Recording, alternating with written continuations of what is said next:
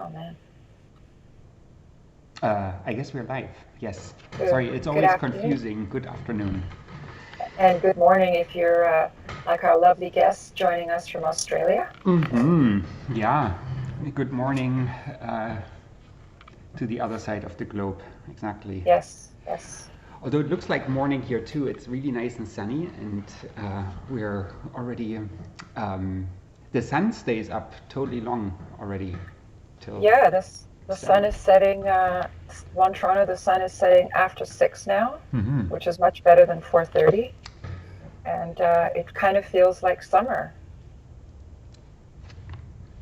Exactly. Not quite, Summer not at quite, but yeah. 4 degrees or going down to -10 next week again. So Oh, okay. Canadian summer. But 21 days till the March equinox. No, the March solstice. March, Right. you know what I'm saying. Yeah, we're close. This is number 10 Yeah. of InSession. So theoretically, well, we're working after the yearly. So number 10 is just, well, it's just the 10th. It's like the 10th month of a year. So we're not going to celebrate especially, but we are celebrating every time. We are. And Yeah. maybe we should explain for anybody who's new what InSession is. Sure. So do you want to go or should I? Sure. InSession is something that we try to do every month. And very much as you're seeing right now, first of all, Marcus and I introduce InSession. And in the introduction of InSession, we tell you what InSession is. And it's an opportunity for the community to let us know that they would like to come on the show, and for our developers to sort of dive into their networks and help to streamline or optimize workflows, or maybe just punch things up a notch, or often learn from the experience. And also we have very nice discussions with our guests. And people in the chat are free to ask lots of questions. Mm-hmm. Yeah, exactly. Right? We're watching the chat and we'll be try to answer everything we can. You can see what InSession is if you go to derivative.ca/InSession, and you should find this page here. And at the bottom of it, we forgot to change that. Whoops. Oh, no. At the bottom of it, there's a little registration form where you can, if you want to be a guest on the InSession show, can fill out a little form, let us know what you want to talk about, and we'll get back to you on that. So yes. Yeah. Maybe we are waiting to hear from you. Exactly. Yes. Send us a message via this form. So we have an exciting show today. Yes. Let's have a look Marcus. who is with us. Shall we? Surprise. Shall we surprise them? Oh, look. Aha. Ah. Welcome, guys. Thank you. Joining us from Australia, we have Dr. Betty Sargeant and Justin Dwyer of Plugin Human. And from Derivative, we have Michel Didier, who is joining us from Montreal. And he is our latest team member. Hi, Michel. Hi, Hello, everybody. bonjour. Yeah, welcome everybody. Thanks so much for being part of this, and good morning to Australia. You are in Melbourne, is that correct? Yes. Yes. Yep. Saturday morning time. Summertime. Yeah, exactly. Fully in the middle of the summer. The summer, yes. And you guys have been out of serious lockdown for a while. Yeah, we've actually had quite a good summer. So we've been lucky. We had a long lockdown last year, and it sort of bore a bit of fruit, and we've got to get out a little bit in the last couple of months. Mm-hmm. But you've been extremely busy during pandemic. I mean, projects have been you've been hatching a lot of new work. Betty. Oh yeah. Oh, is that a cue for Ben? we had 4 commissions and Fortunately, none of them were cancelled, which was fantastic because we know the arts has been super badly impacted. Um, and then we created a new work, I Miss Your Touch, which was a response to the pandemic, which we'll dive into a bit later. It was definitely a time where, we had to adjust a lot of things, obviously, because a lot of businesses were shut down. So when we were trying to make things, there were certain materials we couldn't get or certain things that we had to do in a different way. So it was a tough year, but we had the works already happening. It became a year of just kind of getting into it and Right. getting it finished. So kind of adapting and also innovating, right? I mean, given the circumstances. Yeah, really, because in Australia, we had a very tough lockdown in Melbourne. Many parts of Australia haven't been badly impacted by the pandemic, but where we live was impacted the worst. And, we had curfews and the longest lockdown in the world, and we couldn't get to our studio. So we were using makeshift DIY systems that were really, some of it was really tough, but it was kind of great because we had something to really focus on outside of the pandemic, which was just really fantastic to be super busy at that time. So we didn't spend a lot of time sort of thinking about, oh, we're locked down and there's a curfew and all of the kind of, emotional and personal pressures that brings. I guess the one thing is that you were a lot of your work, and we'll see that in a moment, is very much that it interacts with people, or people are interacting with it. So obviously that part changed a bit how people might interact with your work. Mm-hmm. Yeah, and I suppose we're used to making works where often we kind of test them beforehand with people as well.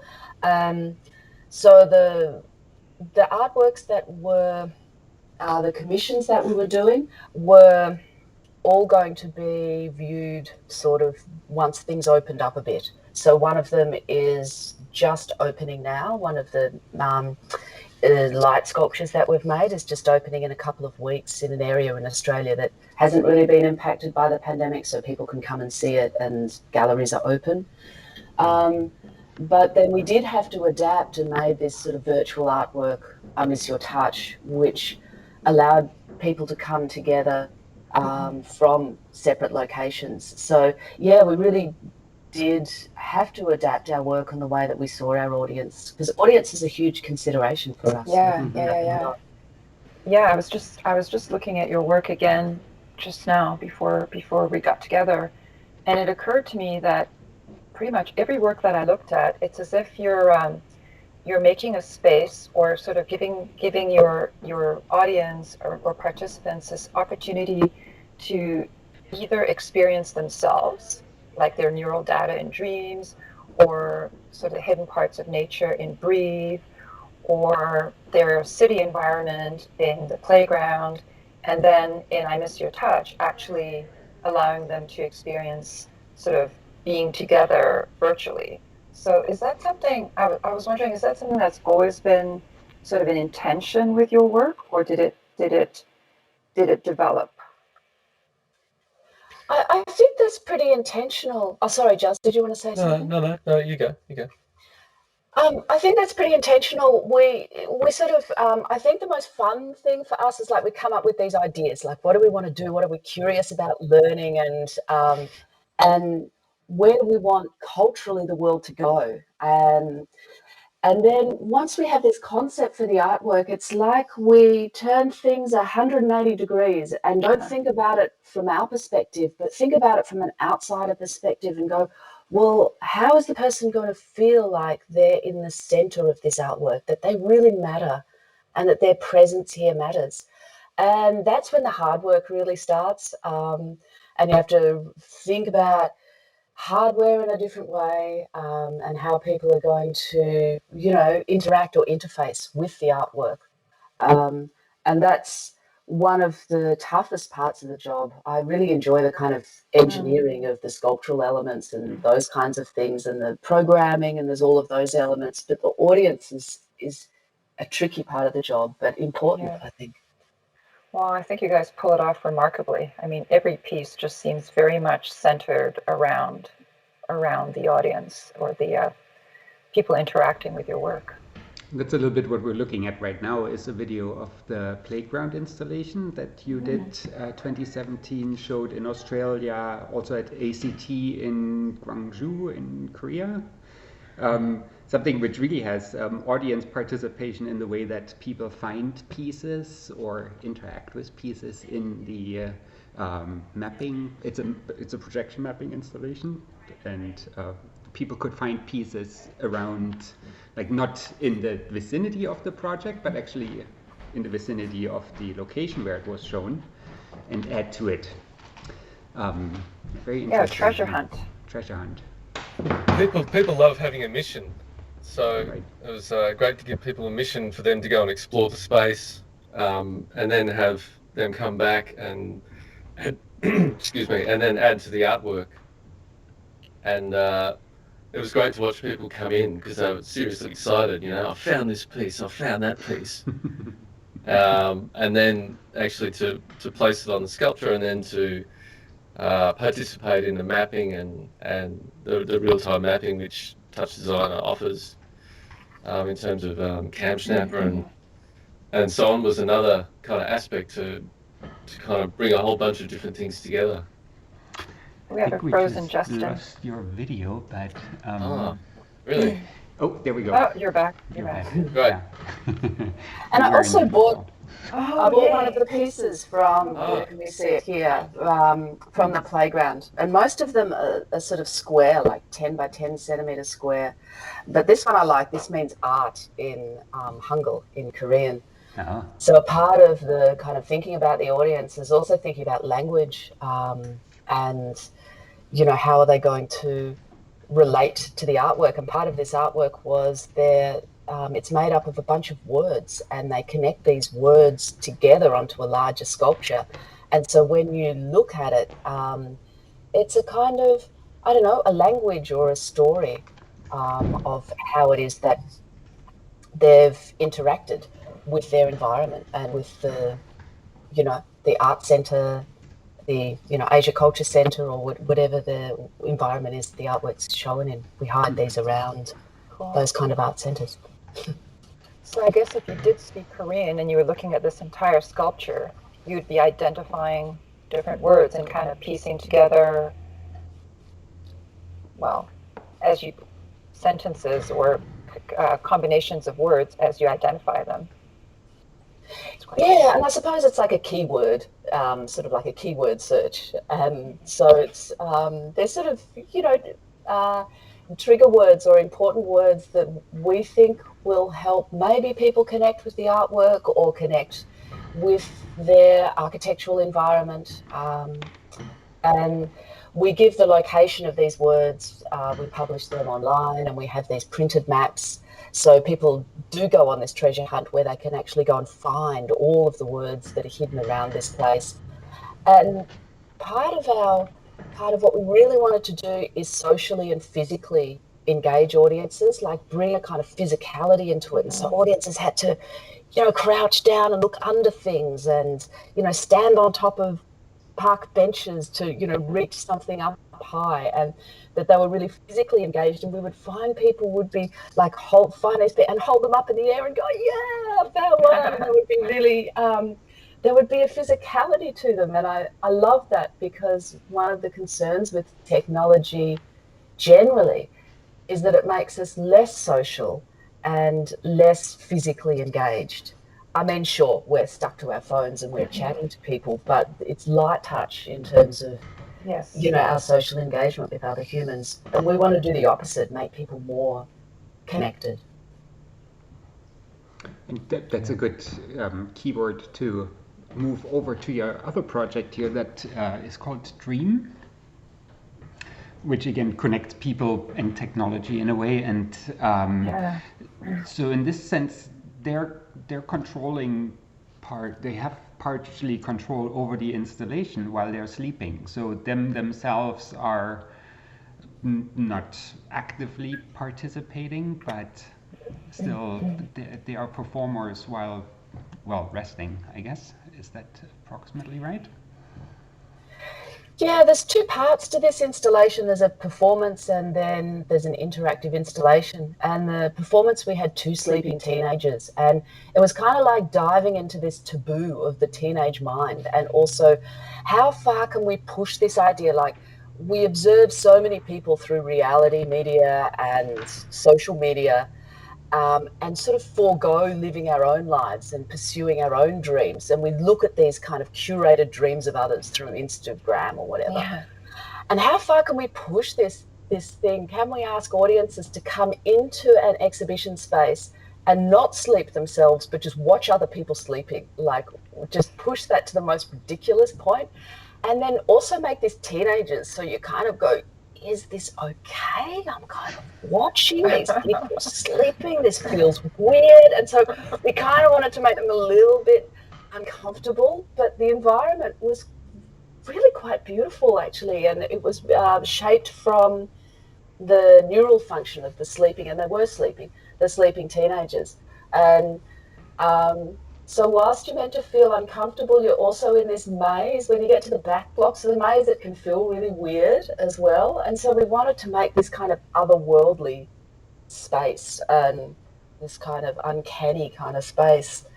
And then after the performances, the audience can sit on this resting platform that was in the middle of the maze that was projection mapped with the neural data. And they can sit on the resting platform and put on the EEG headset themselves, and then they can control the exhibition using their own brainwaves. Cool. Some people didn't realize that these were actually people sleeping, that we would have people walk into the exhibition and look around and then kind of get really close and have a look and then go, oh, that's a person.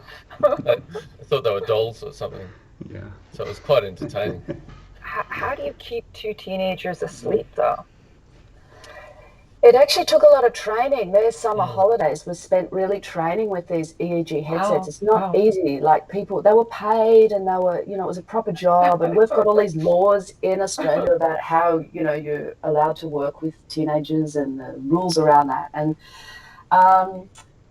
so, yeah, they had to train for a period of time, and also train that, when people are speaking in all these different languages that they don't understand necessarily, and coming like right up to their face, and they're going, oh my God, they're real, and saying this in all sorts of languages that they don't laugh, they don't wake up, they don't react, that they stay in this zone. So it was firstly choosing disciplined people was important, and then secondly, ones who were, obviously they opted in, they wanted to do it, and ones that could keep their focus. Yeah.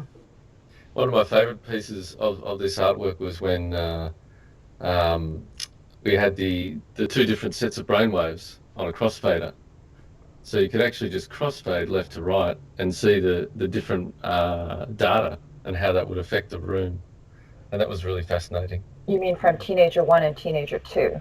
Yeah. Oh, incredible. Did they differ a lot? I mean, how did the data, But I think, I don't know, but I think it had more to do with where they were in the sleep cycle rather than that person to that person. Right. But they were never synced, so you could visually see a change between the two. Mm-hmm. Incredible.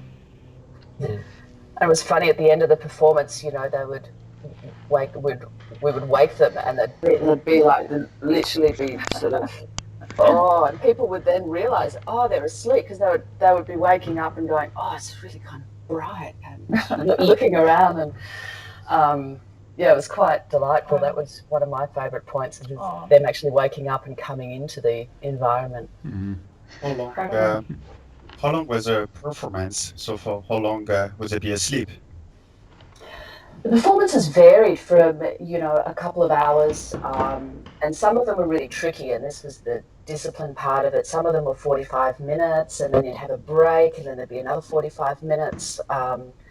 And we did a series of performances around Chinese New Year in Taiwan, and the schedule was pretty hectic and weird. Initially, we what we wanted to do was have like a 6-hour performance, like from 6 p.m. at night, and so it would go the whole way through the night. But we've never actually been commissioned to do that, so but we'd love to, because that would really dive into the point of this artwork.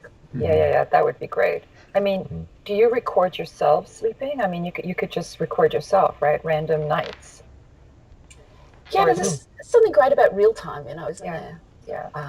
But then it's the magic of it, like happening there right now, and that's what touch does. It gives you that magic connection with the now, and I think something rendered or something that's pre-recorded or. No, for sure. I just mean out of curiosity of your own sleep cycle. I mean, you know what I mean? Just, do you do that? Yeah. Do you put it on, fall asleep, and then see how you slept, or see what? No, you don't. No, I try and just sleep. I love my sleep, so I work obsessively, and so I do sometimes try to switch off, Isabel. Nice. I don't think that would be healthy for me to take all my hardware tools into my sleep zone. Like already stretched the limits. No. Okay, I retract. So Justin, just to kind of go back to what I think is the beginning of your relationship with TouchDesigner, was it when we met at Banff at the Convergence residency, or there you are with the Oculus headset and your drum kit? So is that where it began, or am I wrong? I'd used it before that. I had a work where I had made some bubbles with smoke inside them, with smoke and helium. So they were that was a good one. They were like a neutral buoyancy, and so I could make them around about kind of a decent size and float across a room, and then they were projected on, and I needed to track them, but I hadn't used touch before and I wasn't aware of it.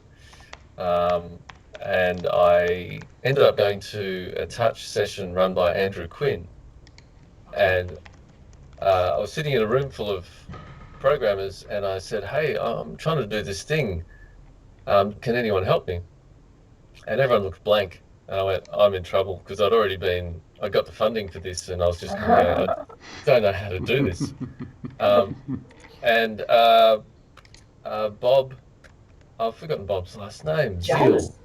Bob Jarvis, who is part of, I believe he and his father created Spout, spoke to me afterwards and helped me out, and we used TouchDesigner and we made that happen. So he sorted me out with the tracking, and that's when I started Touch. So not long after that was going to Banff, and which was so good. Which was so good. I know. We were talking about this earlier, and it was a pretty incredible opportunity. But there's a question in the chat from Roy Gerritsen, speaking of Australia. Is there a big TouchDesigner community in Australia? I think there's a reasonable one for the amount of people here. You've got a few people like Andrew Quinn, who's originally from Australia. Peter Walker is an amazing programmer. And there's a bunch of other people that have just skipped my mind right now. But yes. And I know, skipping my mind. But I think there is quite a. Do you ever have meetups, or is there any that sort of thing going on? A little bit. Pete and Simon Bergen, and sorry, my brain's just stopping right now. But we do. Some of us do meet up, but we don't have a regular touch meetup. It's one of those. We've spoken about that, but it just needs to happen. Pizza and touch is the idea, apparently. So. Yeah. So there's one more work that we were just looking at, and we were talking about this yesterday. Betty, you spent some time in the jungle. Do you want to dive into this one? Yeah, that is 2019, when the world was a a different place. I did quite a bit of travel and ended up in the jungles of Panama. Well, not just by chance. Had a residency there, and where I came across the laser frog, which we were chatting about before, which is this. Pew, pew. I did a lot of audio recordings. Yeah, pew, pew, this amazing sounding frog, and then in the Lab Verde artist immersion in the Amazon program, which is quite an incredible program where both of these residencies brought together technology people from around the world to collaborate and to connect with these important ecosystems from Panama and the Amazon. And so I collected a lot of data and made a lot of connections with some scientists there, so that because we were designing a series of eco-controlled artworks. So instead of we were making a shift from our work from being sort of human focused to thinking, well, what happens when interactivity becomes environment controlled? And we assume we go into like a gallery with these media art exhibitions and that humans have control of interactivity. And we were thinking, well, humans are super good at impact and we're really good at having this, at doing that. We're specialists in that. But what we're not great at right now is like stepping back and allowing our environment to really come to the fore and to see the magnificence and power of that and not be overwhelmed by it, but figure out how we can work with that more symbiotically.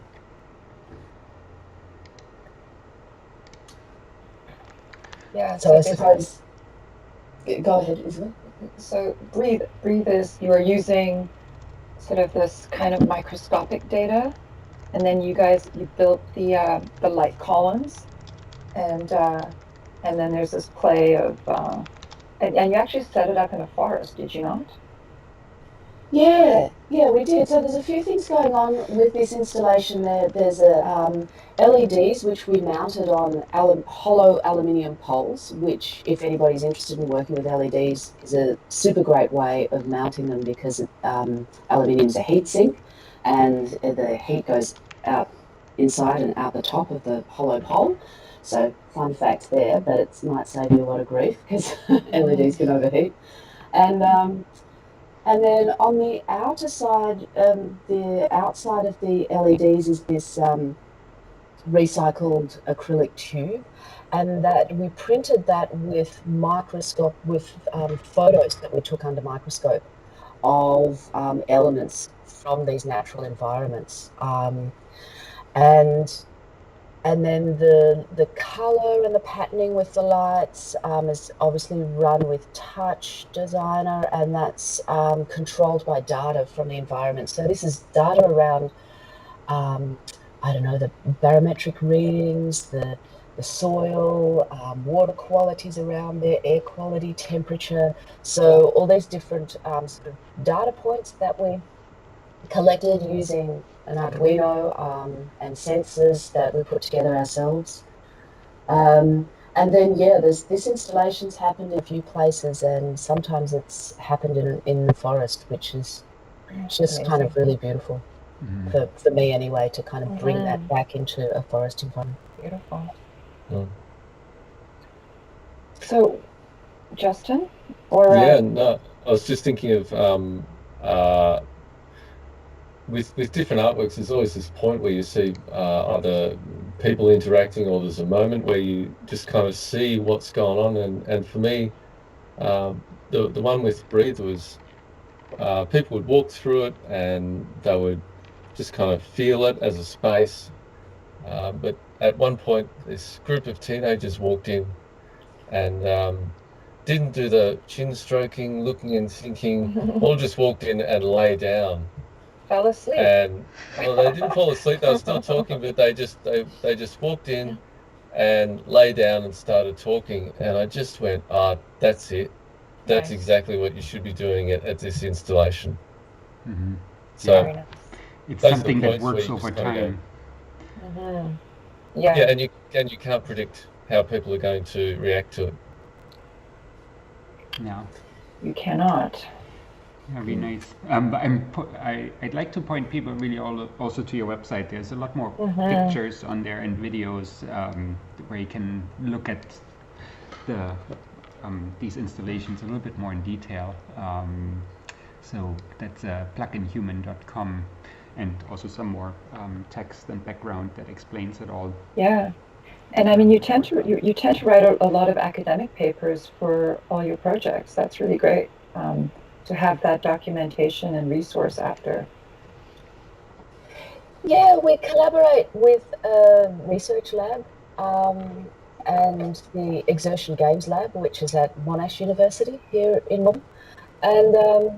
And that's a really great partnership for us on a number of levels because it helps us, I don't know, think more deeply about why it is we're making these artworks and what the ramifications are for, I don't know, future tech, future digital, and also for people, future culture. I feel as an artist, our central job is to be like a future culture maker, you know, to envisage where do we want people to be, you know, in the future? What do we want people to be thinking about and looking at? So yeah, this affiliation with the research lab helps us stay focused on the deeper reasons for the work to exist, rather than just to get emotionally attached to some idea and go, oh yeah, that's a great idea. And so I like that aspect of it. And yeah, we do write some academic papers in collaboration with them. Really great. Well, we talked already for an hour yesterday, and we covered some topics that I don't think we're going to cover today, but I know that the conversation can go in multiple directions. I mean, it can get into the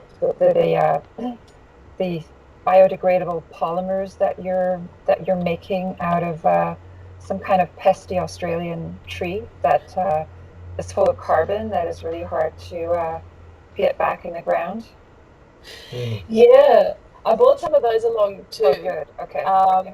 So I've been making these biopolymers, and this is to replace the like recycled acrylic that we use for some of the sculptural elements. Is looking at how can we make materials that are compostable, so that we can compost at the end. And I just make these in like a saucepan on the stove. It's not toxic, and so you can see it's like a transparent, and it's quite strong. So that's the kind of raw plastic, if you like, or biopolymer element. And then I experiment with like doing different dyes and having different textures with them. And then the idea, this is a partially made, very much work in progress, like part of a light sculpture. It's quite big, so I don't know. And this is all, Isabel, you might relate to this, like this hand stitching. Yes. So there's blanket stitch all around that. Blanket stitch.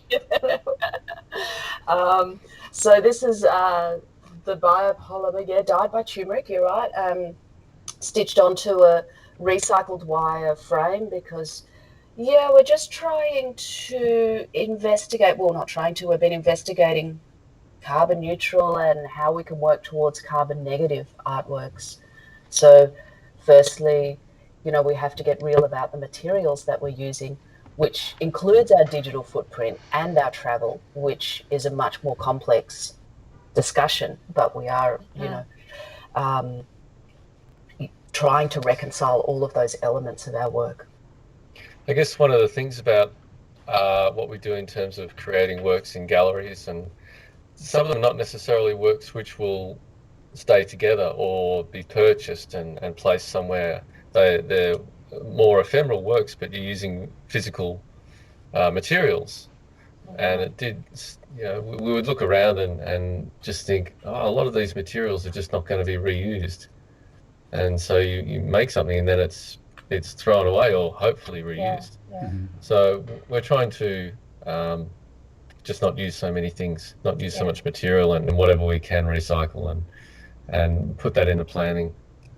That's right. Compost. How long, just out of interest, how long does these polymer plastics, like they are resistant against moisture, I guess, because you can use them outside, but then they compost over normal amount of time, like they decompose fairly quickly if constantly I wouldn't say quickly, like you have to reduce them. Like if you put like a big a piece like this in the compost, that would take a lot of time. So you need to sort of, Cut them off.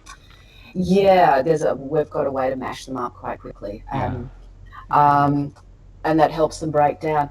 And you can use different ingredients. Like I mostly use seaweed as the prominent ingredients because I try not to use ingredients that intersects with the food chain, the human food chain, because using things that are outside the food chain helps the environmental footprint of it. And I can tweak in the recipe so that they can be more or less have a longer or a shorter life span. Yeah.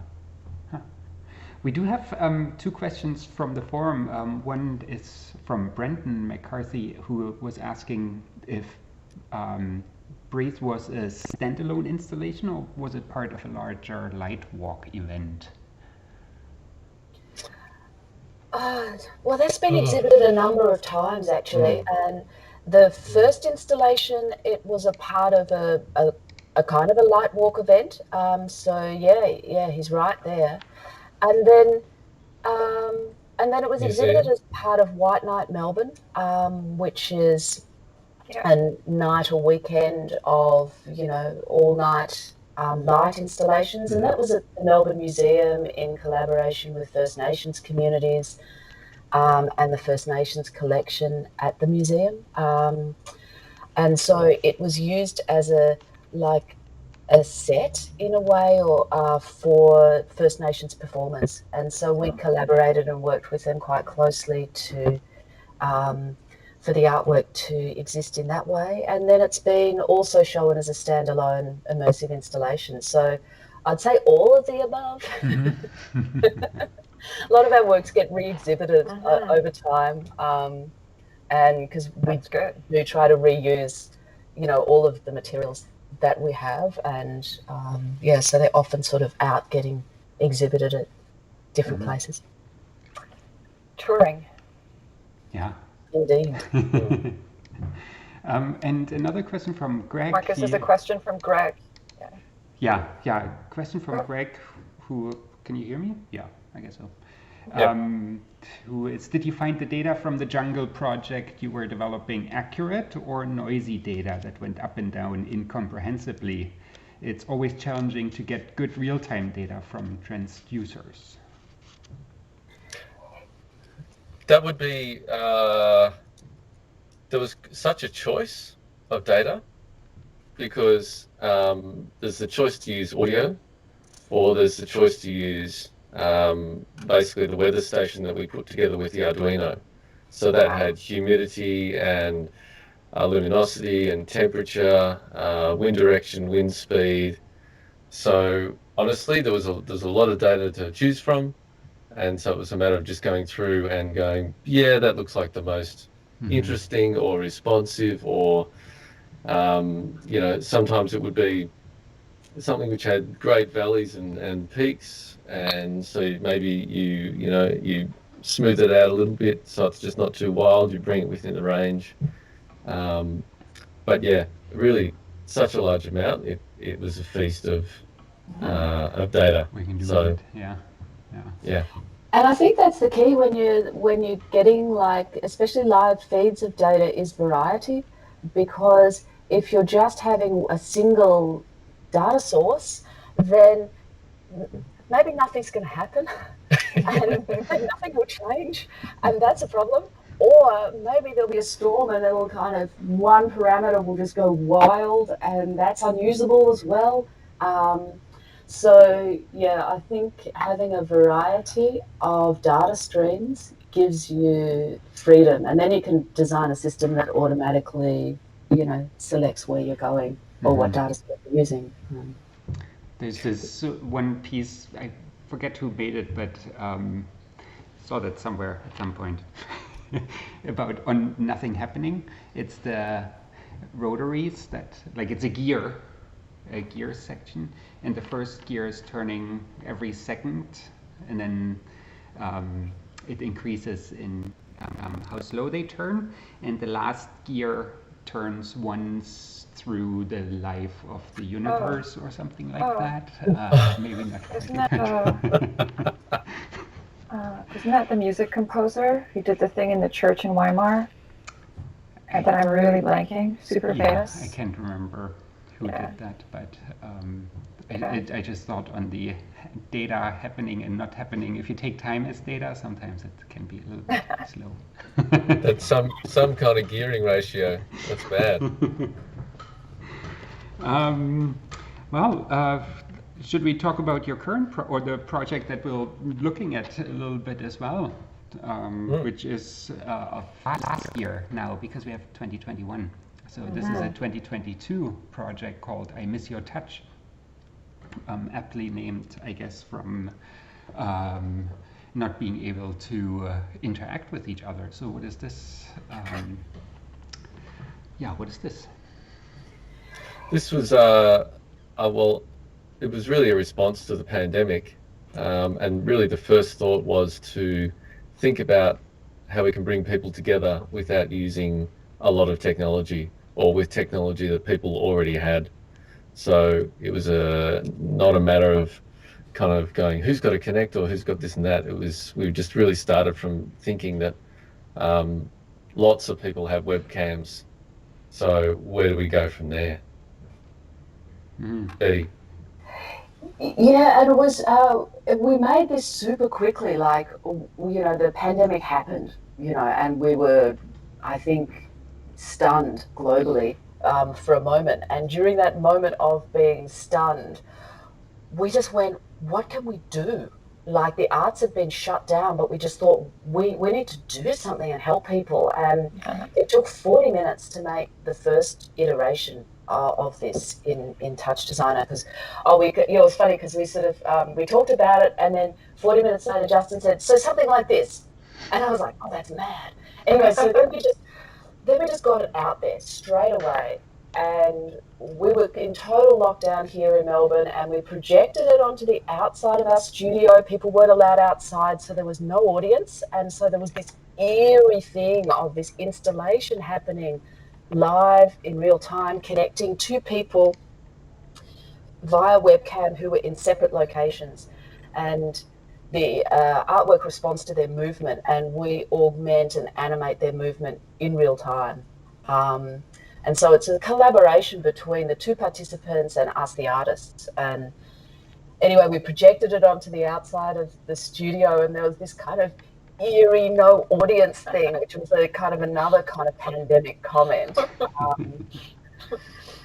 And then the hard work started. Then we kind of had to pull it apart, and it took us to the brink, this artwork, because people were interacting with it all the time, and on the fly we were making it, designing it, tweaking it. And then as the pandemic kind of settled in, then we got commissioned by different events and organizations to run it as a sort of a public outreach to bring people together, because we discovered that people experience virtual touch over this artwork, which was something we didn't anticipate. And they don't need any hardware or software. They don't need they need a computer and a webcam, but they don't need any specialist equipment. They don't have to log in. There's no password. So we wanted to make access super easy because people were a bit digitally stressed as well. And then we just discovered there's beautiful moments between people where they're kind of just holding each other virtually, and and missing people and kissing each other, and have their bums together and moving their booties, And it was so many times I was just sitting on the other end of the system watching this, just tearing up, going, oh, there's just people so isolated at the moment. And especially towards the end of the lockdown. Yeah, it went. I mean, it's Yeah, we did a second version of this towards the end of the lockdown. People were like really, it was big. Wow. Yeah, we had the longest lockdown in the world, and so people were going kind of mad. Yeah. So, but how did you? Okay, so basically, how did you promote it, or how did people know what to do? It was generally run through, aside from the initial kind of on-the-fly madness that we did in the beginning of the pandemic, then we had events like festivals and that kind of thing, and then it was run through their promotional department, and people book in to have a time, and we send them a unique URL, and that URL becomes active at their allocated booking time. Okay. And so it's not a website. It's a web platform. So it's ephemeral. It doesn't exist there except in the moment. Right.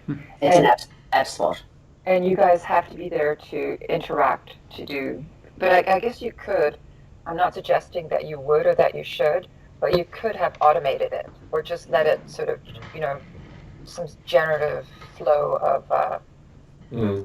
Yeah, we might do that in the future. Sorry, just. It was really, it did need to be connected in terms of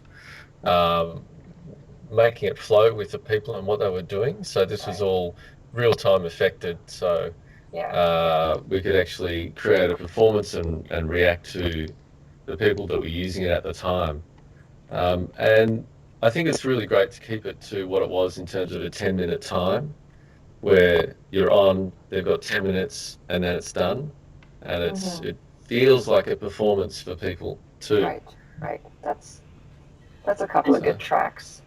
And it was over the time that a lot of our galleries and museums and exhibition spaces were closed, and many still are around the world. And people didn't have access to artists or the arts, and so it was really important to do it live. And so they had this connection to artists as well, and it was this collaboration. But I agree with you, Isabel. In the future, we can, because it's really easy to automate that, and in the future we may do that when it's when people again have more access to the arts and to artists. But at that moment in time, it felt important to provide that live interaction, and people would feel it. They would know that we were there, and it made it something special in the moment.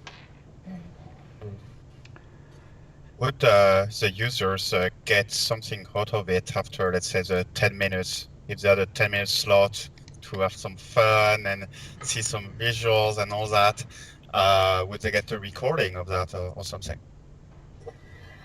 No, it's interesting. I'm not into that as a thing. I mean, we have too many things. We have too much stuff in our inbox. This is just me, And then we have too many images that are sent to us. How do we collect all these images? And we want people to be in the moment, and for that to be tattooed in their lived experience. And so they are there, present, not thinking, I can look back at this later and miss the moment. I mean, these, what are we going to think about at the end of our lives? These experiences that really touch us and move us, and maybe some of them are art. And so, we purposely didn't send them anything, but we did video capture quite a lot of it so that we could document it and make a kind of art video from the interactions at the end. So they can look at that and look at themselves within that, but that wasn't the purpose of it.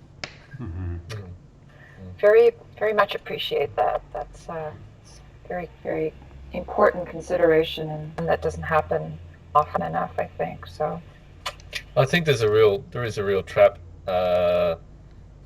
because you should, in terms of people's data and recording things, and give us your email and we'll send this to you. And and we're just not into it.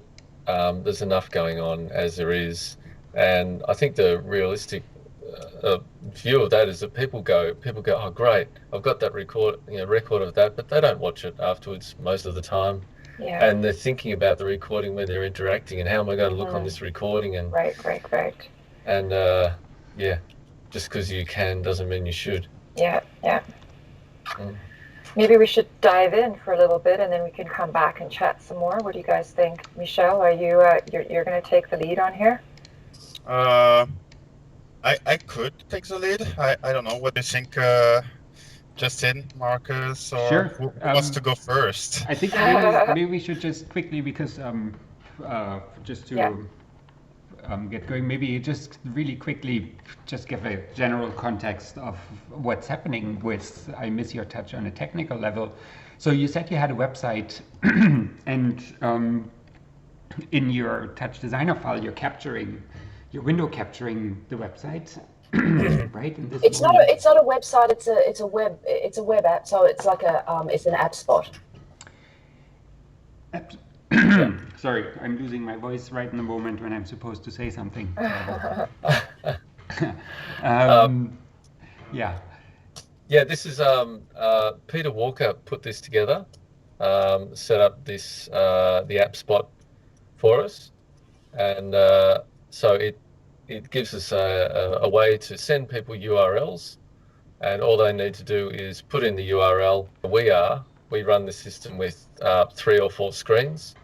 So there's 2 screens where we're seeing person 1 and person 2, and then I've got the TouchDesigner interface on one screen, and on the other screen is the full UI. So I think, so what you're seeing there is most of the UI, and the rest of it is sitting on the app spot, just the name of the work and a contact number. And there was a lot of thought given to this, especially by Betty, who's very good at this, of all the interaction and how we're going to communicate with people when they're using the work, and how do we do that, because we couldn't speak to people and we didn't want to speak to people over the phone. We wanted this to just happen. So everyone would get a time and their URL, and that would be connected with their friend that they'd elected to do this with.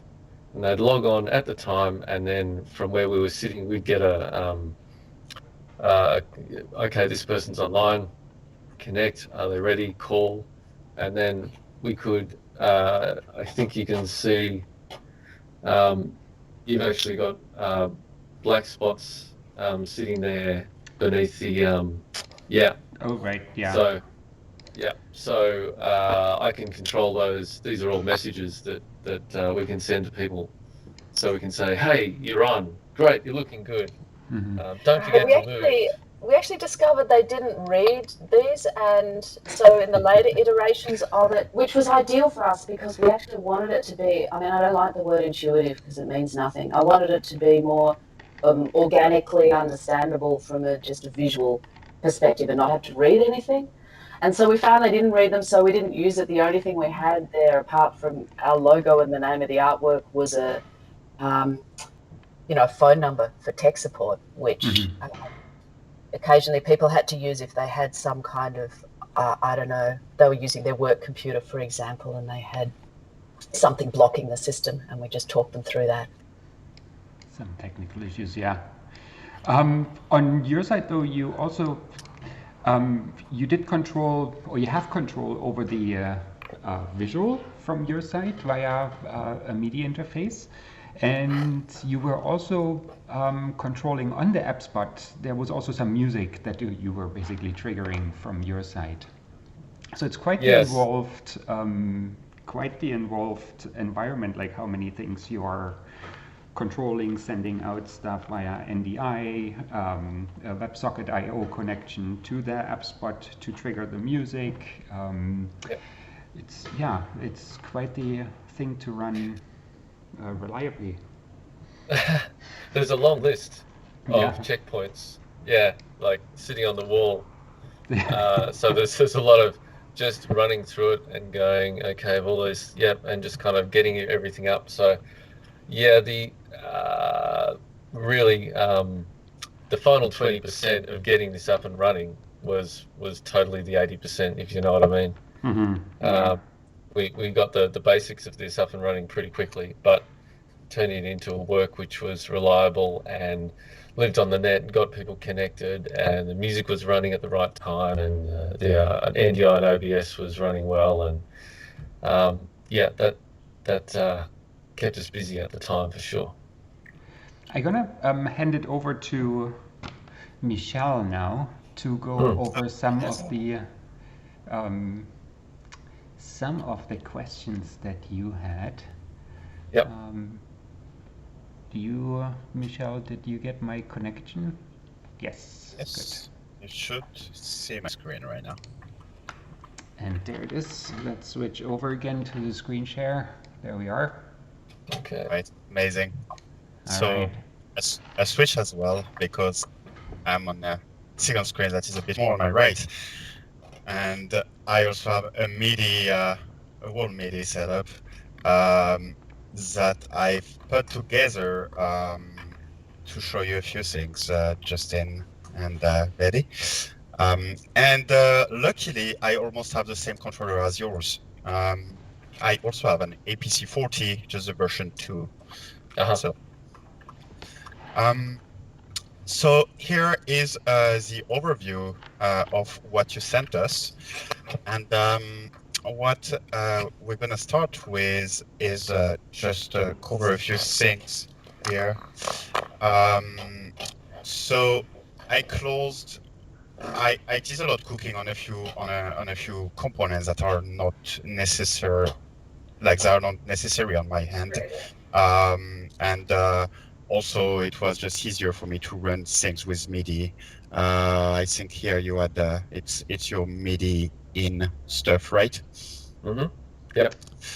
And so then what we have here, just to explain quickly, is 2 recordings you sent us that are basically simulating people dancing. Nice dance moves, by the way. Thank you. And, I'm available for Saturday and Sunday night. And then we're going through some image processing and color here to just come with some compositing at the end. Yeah. And the big part that I found interesting was that FX container. So that's what I'm going to focus on. Sure. In the FX container, you have your flow and multiple passes or layers of FX going on all your camera feed. And you have 6 FX that are set up overall, just here, going all in a switch. Okay. Yeah. So that switch is connected with blending mode. I make the parameter box appear if I want to see. And I'm gonna move the crossfader on my controller, go from 0 to 5 here. Mm-hmm. Right? Michelle, do you want to turn on the viewers just so we can see what's going in as well? Yes. Nice. It's here. So on the 0, index 0. So when my crossfader is all on the left, that's this black and white monochromatic viewer that we see at the moment. And then we have a few effects. I might have broke a few effects, I'm sorry, while disabling my stuff around. But the main idea, what I found really interesting here is that you are using the switch top, which Marcus was telling me has been improved recently. It's great performance-wise. But when you are using your crossfader, you have to go through all the effects all the time. So let's say if you want to go from effect 0 to effect number 6, you have to go from 0 to 6. No choice, right? You can't go directly from 0 to 6. So a little exercise I wanted to show today is how we could modify that code so that you go from one effect to another effect, and all of that using your MIDI controller. Mm-hmm. Are you guys following? Yes. Betty seems stoked. MC So Michelle. great. Okay. So just to get started, what we're gonna do is I'll hide the viewers just to save performance here, and we're gonna just use this viewer here, the first one, and we'll just make it go in. Yeah, let's just make it go in another switch, and you'll see what I'm gonna do. There is a bit of a more complex implementation of what I'm gonna do in the forum from Jarrett. It's much more advanced, but I think it does use some of the same logic I will show. So here we gonna start with a switch and just follow that with a level. And the idea is that you're gonna be able to control the opacity of each one of your effects. Okay. So imagine if we put those six effects together, they can be piled on top of each other, and you control the opacity on different effects. And then that switch, what it's going to do is that when the opacity of one of the layer is at 0, so it means nothing is visible, that switch is going to stop the cooking. It's going to be used as a cooking gate. Okay? Yep. So let's put all of that here. We're going to add a null, and we're going to just select both of those tops and collapse. Look, it's in a little base here. And I'm going to call that, let's say, gate 1. Okay? So here, I have my in, and I have my switch, and there is one other input missing on the switch. And just for the sake of that example, I'm going to use a constant stop of the same ratio, 1920, 1080. Put it all transparent. That switch, just like that. All right. And on the parent of that gate, we're going to use just customize with the component editor, add a page called gate. And here we're going to add a parameter, a float called driver. So if I'm looking here on my parent, I now have that parameter I can use called driver, and this driver is going to go into opacity. I'll just show for everyone to see. I'm using the parent power driver, and here we'll use a simple expression. 0 if parent power driver S1. So what's going to happen with that expression is that if my driver is not at 0, so right now it's at 0.033, the effect is going through, and the effects up the stream here is cooking. Okay? Does it all make sense so far? It does. Marcus, is it possible, sorry, I'm just getting a smaller view, and I can get a full screen of Michelle, but I can't get a full screen of you, which is the TouchDesigner feed. Oh, that problem. Correct. No. No? No worries. Sorry, I was just feeling like I didn't know how to use Skype, but... It is... no, it's not you. It's not you. Yeah, it's Skype. Yeah, no problem. Yeah. Sorry, Michelle. No, it's great. Thank you. I also have the YouTube feed on my left, and I think if you go full screen on that, it should be fine. Except there's a delay. Yeah, there is a little delay, that's true. So yeah, we have that first gate here, and the idea, we also have your crossfader here, right? So I'm just, for the sake of the example and make things grouped in the same area, I'm gonna just use a select here. Oh, okay.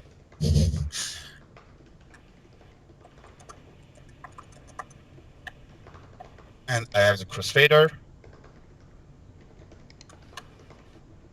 And here we have 6 effects, right? So I'm gonna do 5 more gates.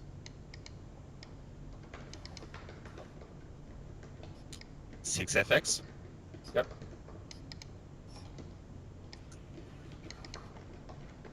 A little comment, by the way, about resizing, it does make things a bit difficult, Yeah. as you can notice. I don't know if it's a habit that you have, or I know it's bad. I know. And if I was Look at making that. this for anyone else but me, then I would be more careful. Uh, but yeah, I know it's all right.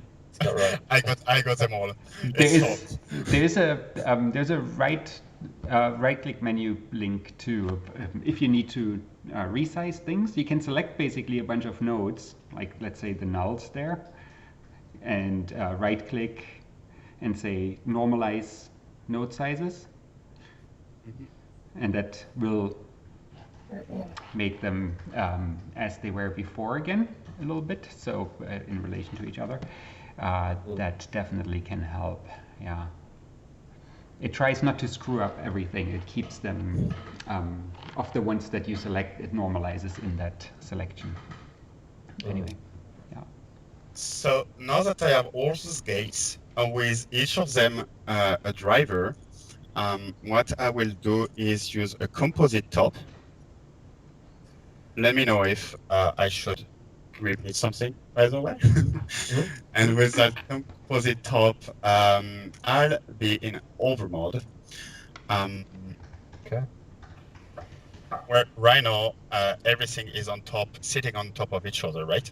So that's where the fun is starting. Here, with the Crossfader, I just use a fan. And for another, a nice feature of TouchDesigner I really like, I'll show here, gates 1 to 6, since I have 6 gates. That's the name of the channels for the fan. And I'll add, I forgot the name in English, of colon, I think, or no. Colon, yeah, it's a Yeah. colon. And then driver. So you can see here are all my name channels, and if you compare, they're all starting with the name of my base and a parameter on here, which is called driver, right? Then on the null, I go here with channel name on the command H, export method. Channel name is pass parameter. And if I turn on export, look at the magic happening. It all exported right away. Okay? And that's really something I love to do in that kind of situation. And I thought it was a nice trick to show. And right now, if you look at the comp top here, and I'm moving my crossfader, it does go through the FX. Okay? Nice. Nice. But why showing that? Right now, it's still behaving exactly the same as the switch top, right? Because you're going through each FX one after the other. So let's grab, with another select, we're gonna grab the MIDI in shop that you set up, I think, in here.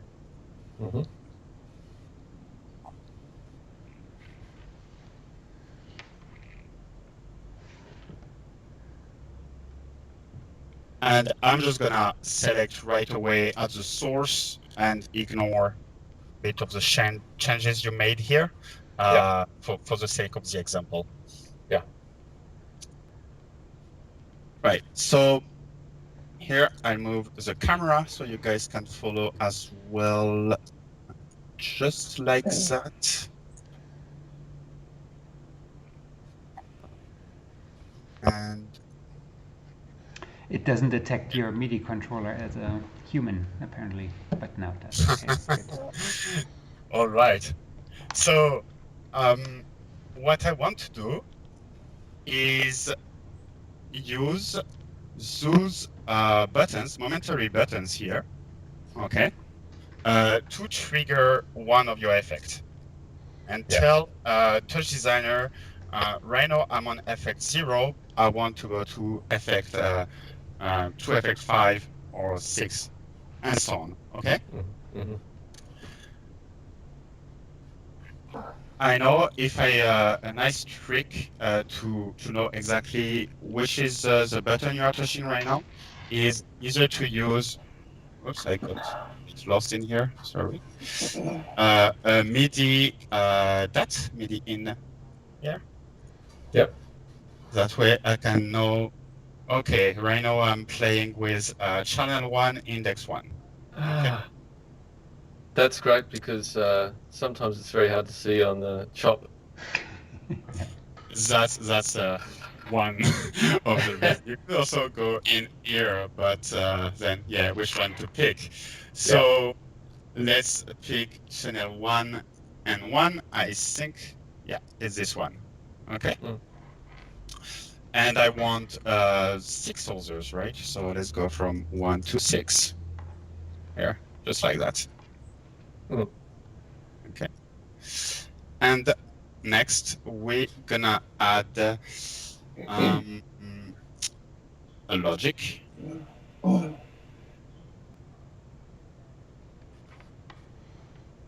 And on the logic, there is this mode here, channel pre-op, and we're gonna set it to toggle mode. What it does, each time I press, it says that it turned it on, turned it off. Okay. Yeah. And it's actually, I think I made a mistake. It's the radio button we want. Yeah, exactly, radio button. That way it deactivates the other channels. Does it make sense? Yes. And with this guy here, we're gonna rename it just the same way we are naming our channels here. Okay.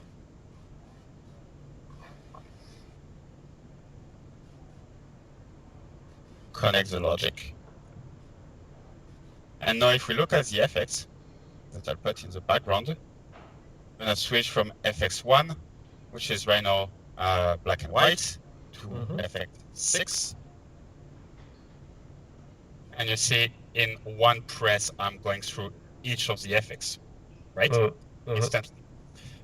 You might want a little fade in, fade out, and even control eventually the speed of this fade in, like blending of effects. So I'm just adding a filter here, and eventually that filter you could, reference one of your MIDI channels to like change the filter length and that kind of stuff, right? Yeah. So if I want to go back to the black and white channel, here, it switched from channel 0, or what I call gate 1, to channel 6. Okay, without going through all the other. Do you see the idea? Absolutely, and this has been something which we've made some workarounds, but nothing as elegant as that. That's fantastic. So there might be some improvement. Maybe you could play with a few other stuff. You're making Betty very happy here, Michelle. I'm glad. It's been a request. It's been a request. Well, here you have it, your RFE. So yeah, we are like playing, with those gates and comp and Rhino. So basically, what you can do is just use the comp and pass that to your transform here, without having to rely on the switch anymore, because this little system here is your switch, basically. Yeah. Okay. Beautiful. Thank you. You're welcome. So the next little thing, Marcus, should we continue on MIDI and UI, right? Yeah, MIDI would be good. Do the MIDI. All right. So I have this select here, which is all the MIDI in, right? Mm-hmm. That I'm selecting from the APC40 here. And so one of your questions, I believe, was how can I send back out some of the information I have in a UI, for example, and I want to send those events back out to the MIDI controller, right? Yes. So let's go in another container here. Another trick I saw a few users don't know about. If you middle mouse click on this output here of the select, and then you select container, gonna create a input and output right away in your container. Okay. Okay. So here, what we will do, we'll do a little system, but I'll try to not have it go out of hand, but we're gonna try to send some MIDI out data and use also some bindings with the new binding shop to really, make a link between a UI and your MIDI controller, and also the inputs that you might, do on your MIDI and all of that, or will it reflect in the UI and so on. So let's start with the basics of the MIDI out. Okay. Yep. So remember, here I have all my MIDI channels, and let's say I want to select this slider here. Okay. So we see it at the top, and it's channel 1, control 8. So let's select this. Channel 1, control 8. And on the MIDI out, to show how it would work, or maybe the slider is not the best example. Sorry. We'll go with one of the button again, that you can see things happening on the camera. So here we will select channel 1 and 1. I think it should be. Yeah, that's the correct one. So that's another trick to understand how you're gonna build your messages that you will send to the MIDI out. Okay. Here you see that it tells you what you are interacting with is channel 1 and note 1. So here in your constant for the demo, I'm just gonna say channel 1 and 1. Okay, to have the same naming convention. Sure. And if we look at the MIDI out, there's a few features here. It tells on the destination channel prefix CH, just like we have it here, right? Mm-hmm. And then we know it's a note because it's N. So we're gonna look at what is a note name. Here it's N as well. Perfect. If I send 1 with my constant, look at the MIDI device camera feed, and you should see this button lighting up. And it did. I don't know. Okay. Okay. So it's really an easy way to, send using just short channels.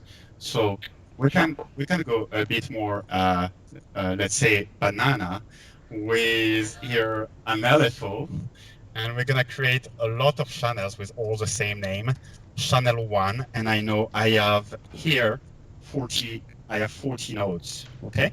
Yeah. So let's do channel 1 and 1 to 40. And here I have all those channels, okay, which is a bit one. I'll go in ramp mode, and I'm gonna make it slower.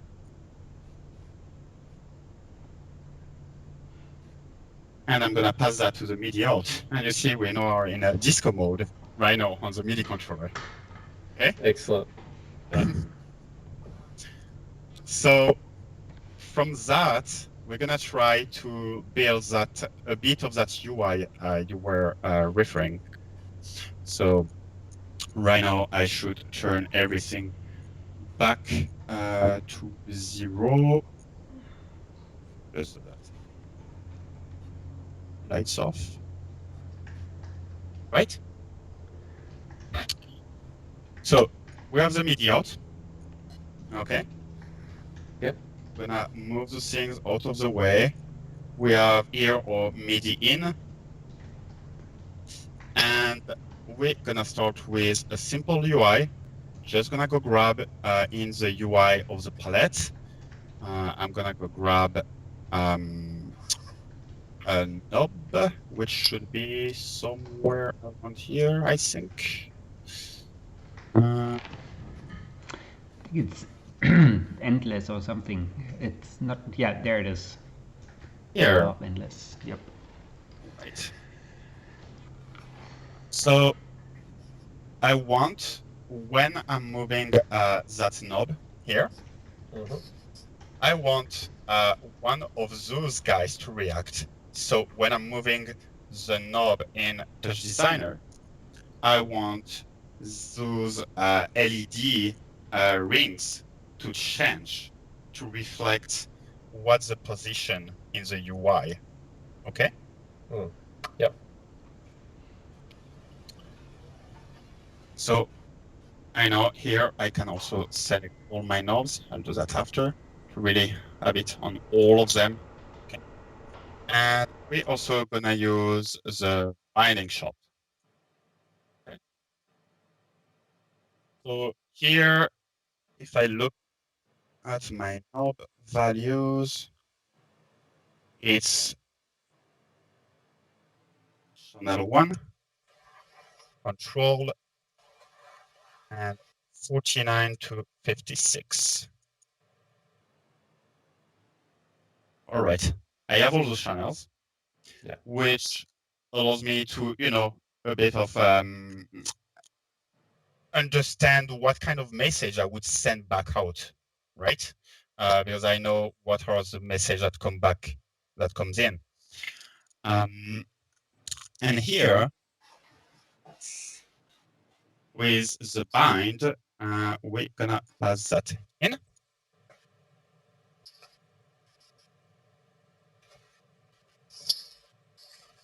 And a feature that is really unique to the bind shop is that you can go grab on any shop. You can go grab a channel when it's a single value channel like that, and you can go to a parameter and assign your value, your channel to a parameter, either by exporting or even doing Python references and all that.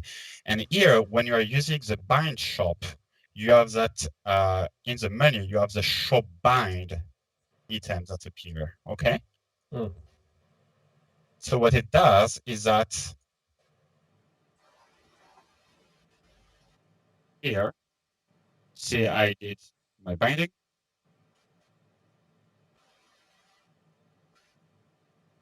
I'm gonna, yeah.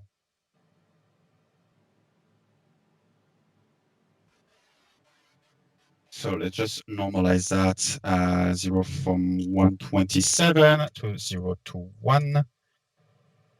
Perfect. So here we can already control the UI from the MIDI device, but now how do we make it react the other way around? Yeah. So when I move the UI, we can see at the moment it doesn't move at all on my MIDI device.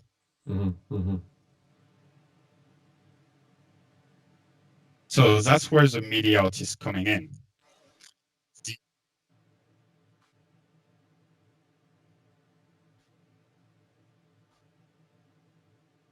Exactly. Yeah. Good point. So here I'm moving the knob endless, and you can see on the bind shop the value is changing, right? Yes. And if I'm moving it on the MIDI device, it's changing as well. Yeah. So we are already merging both of the signals in one place on that bind shop, right? So if we look here, remember with the MIDI out, we could just, pass the channels with the correct name. So just for the demo, I'm going to show that. It's pretty quick. And one thing to know is that sometimes the controller name here might not be the correct one. It could be C, but here we can see that it's actually control that I have to type. Okay, so I'm on the out shop control tab. I just change from C to control, and if I pass that in here, you see that it's changing, and then if I change it here, you see that it's going out as well. Nice. Right now I'm not touching anything. Okay. So that's the main idea of the bind shop when you just bind things together using a really shop only approach. Okay. But you do also have another feature of the bind shop, which is the bind callbacks on value change here. Okay. So I do know at the moment we have a little bug. So I'm gonna deactivate the field display to avoid things to cook constantly and have a lot of message appearing in my bind one callbacks. And just I'm gonna print hello world. And if I'm moving here, you can see that in my text port it's starting to print. So on the value change event, the bind callbacks is getting triggered. Are you still following? Yes. All right. Yes. And we have a few arguments being passed to on value change, with one of them being source. Okay. Right. So I'm gonna do a little trick here with a file I worked on, and I'm gonna drop a nice UI here in my project. All right, which is broken as of moment, it seems. And yeah, with a binding that fails, which makes sense. So what I want to do is on every bind event, when there is an event occurring here, I want the callback to trigger the MIDI events. Okay, so instead of passing the shop channels right away in the MIDI out, I want to have a bit more control on every single event and trigger those in Python. Okay. So here, if I look at the Python informations at the Python wiki, you can see that there is a lot of various functions that we can also use with the MIDI out shop. Okay. And has this got to do with keeping things updated? Is that the main purpose of the DAT? Sorry, can you repeat? I didn't quite get it. So before we started working on the DAT, you had everything, it's working both ways. And so what we're doing now is this got to do more with keeping everything updated? It's keeping it updated, but with another approach where you might have a bit more control on what type of events you want to send exactly. Okay. Yep.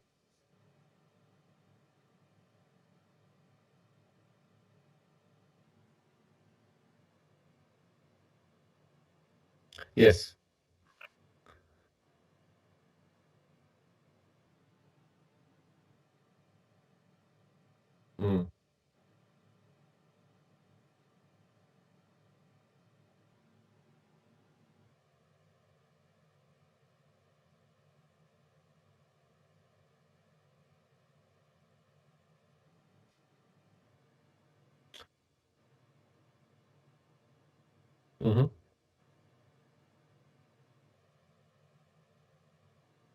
Okay, great. Thanks. So let's try quickly to see what's the error on this little guy here. It might have been a bad idea to just copy paste that whole UI.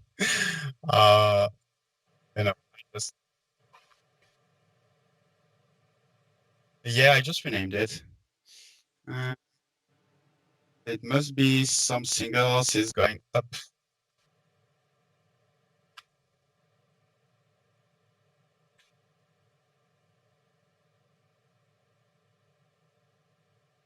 Am I missing the channels? Control.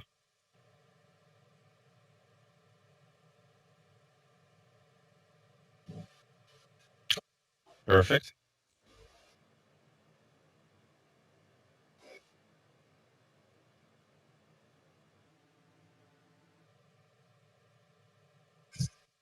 Yeah. It's all because it's live. The computer knows.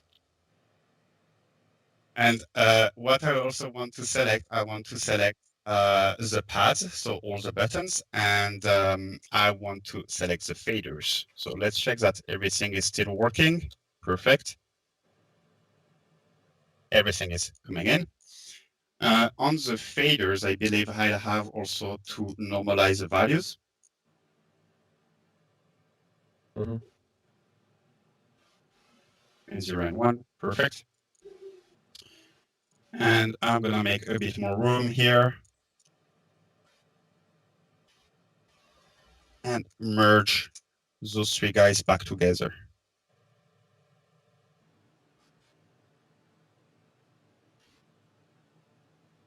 Now I have all the items of the UI I built. Okay, Yep. I have all of them. Let's see how it looks right now in the viewer. I just go with top to bottom. There is a nice tutorial you said, Marcus, online for working with the widgets from Sargeant, right?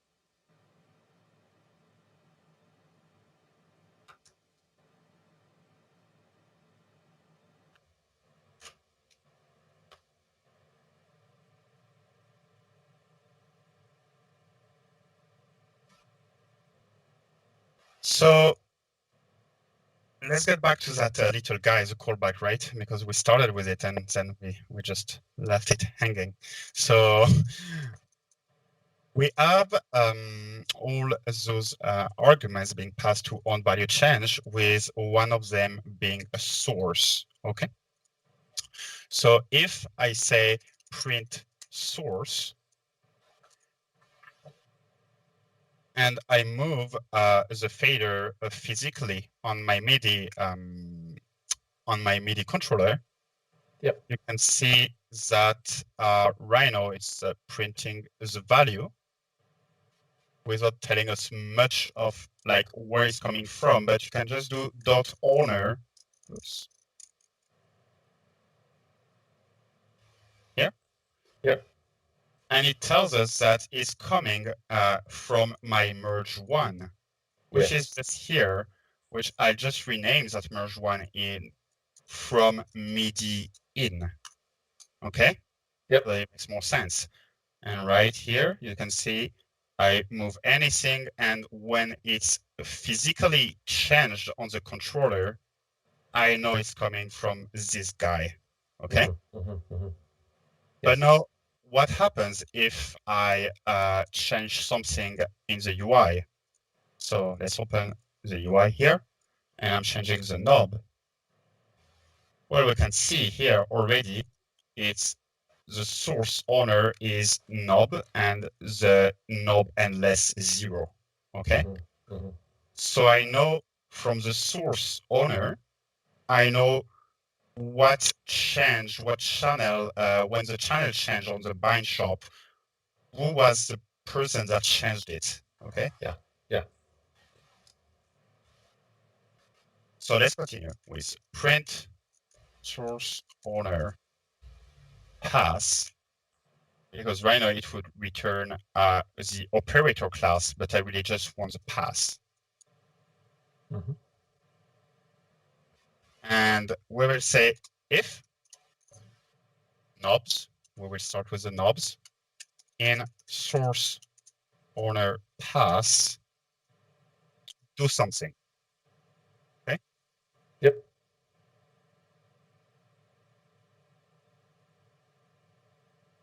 So here, why did I say knob pass? Because I know in my pass here it's knobs, right? So if I change and I change the knob here, you can see that it's printing do something. We're good. Yep. So with the knob, we know by reading the channels here of the knob we selected. I think those guys here, yeah, that is a control. It's a control event. I don't know what's the proper terminology in MIDI, Marcus. Is that a control It's event? a controller. Yeah. Controller change. I think So it's called. I'll just do here a little reference to my MIDI out device. So I'm gonna call this guy MIDI out equal MIDI out, I think 1. Yes, just here. And let's say MIDI out dot send control, and I'll explain what is send control right after typing some values here.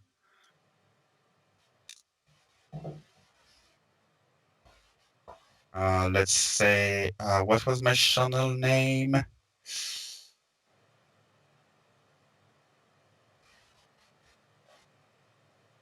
$49. Okay.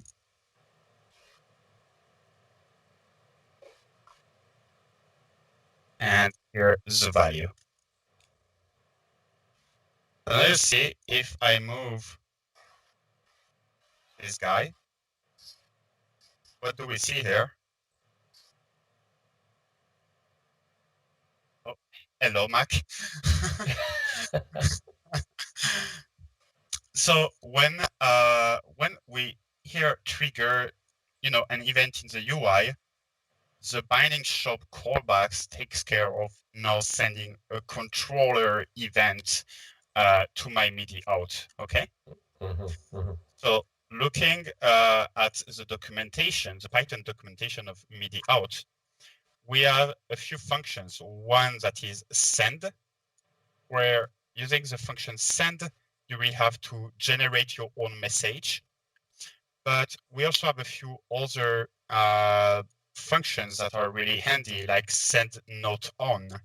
So remember when I was touching the buttons on my MIDI controller, I was triggering a note. So that could come in handy if I want, to send back some events to my controller on those. And there is another one here that we're using, which is send control. Okay. Okay. So that's the one we are using. Got it. And I just, make here this function a bit more, let's call it generative or global, with using TDO digits. And I'm gonna just look at the channel name by doing chan.name. So what it's gonna do is whenever the channel is changing, TDU.digit is one of the TD how do we call those again, Marcus? TDU utilities. Yeah, and it's gonna go grab the last digits of that string. So, for example, if I change 49, it's gonna go grab 49. Does it make sense? Yep. So here, let's delete the sprints to have a bit less noise in my text port. And generic using my utility UI, module. you see that using my UI, I'm changing the LED ring just here. And then using my second knob, I'm changing the second LED ring because that's the other channel can, right? And here with TD digits, it's sending to the second channel, and so on for all of them. Okay. So a small amount of you don't need to write callbacks for each one individually. No, I do. In just one line, I can handle it. Yeah. Right. So let's do the exact same thing in just a few lines for all the buttons here, and then we'll move to something else. Okay. Super. So I'm just gonna add another condition in my callback, and I know my containers for the UI here is called buttons. So I just do elif button in source owner pass. And here I'm gonna use a note because I know those buttons are notes, okay? And I just say if value equal 1, I just send a note on.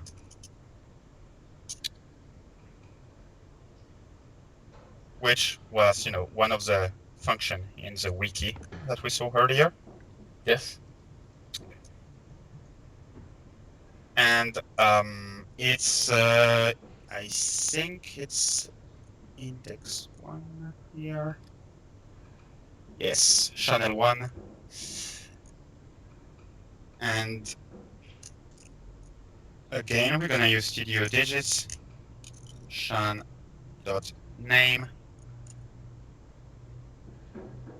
and just do the same thing here to send a note off.